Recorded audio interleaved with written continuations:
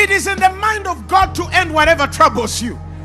It is in the intention of God to frustrate to the end of whatever is in your life. Nothing is in your life permanent. I don't care whether the doctor says this is a virus, it is incurable. It's not God's opinion about it. God says, I will perfect that which concerns you. It means I will bring to an end whatever troubles you.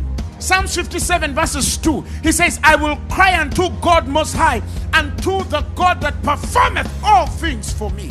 The word there is Gamar, the God who performeth, the God who Gamars all things for me. He ends all the negative stuff for me. He ends all the frustrations for me. He ends all the reproach for me. He ends all the abuse for me. He ends all the troubles for me. He ends all the testations for me. He ends for me. He performs all things for me. And he shall send from heaven and save me from the reproach of him who would have swallowed me. He says, Selah.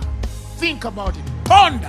He says, ye have heard of the patience of Job, and have seen the end, the Gamar of the Lord, that the Lord is pitiful and with tender mercy. It means when you look at Job, you know that God's intended end is multiplication and restoration. By the end of Job's life, he had more than he ever had when the devil attacked him. God multiplies everything that is attacked. And then you look at the dictates of the Son of God, walking to a girl who is dead cold, with a spirit and cloud of death on itself on her, and with that grace of the divine Son of God, with the very life of God, he looks into this child and he tells her, Talitha. And there is nothing hell can do, nothing any devil can do, nothing witchcraft can do. The heart pumped, the blood became warm, and the child sat up. That is the Jesus I believe.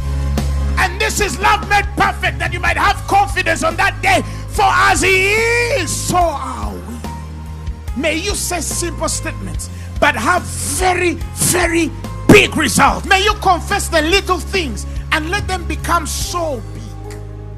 In Jeremiah 29, the children of Israel have been taken into captivity. Listen to the instruction he told them. He told them, build ye houses. He told them, build ye houses and dwell therein. Plant gardens and eat the fruit of them. These are guys in captivity. He says, take yourselves wives, produce children and daughters, sons. Give your daughters to husbands, that they may bear sons and daughters, that you may be increased therein and not diminished. I know you don't have a job, but build a house.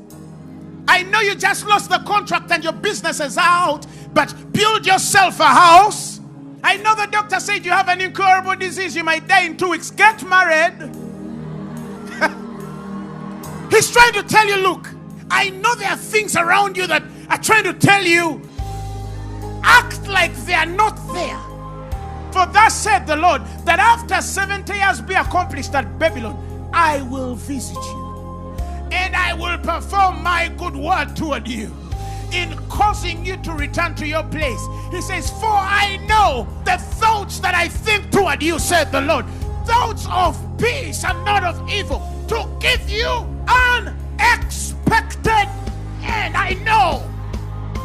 You know, do something that shows that you believe God, that something will change for you.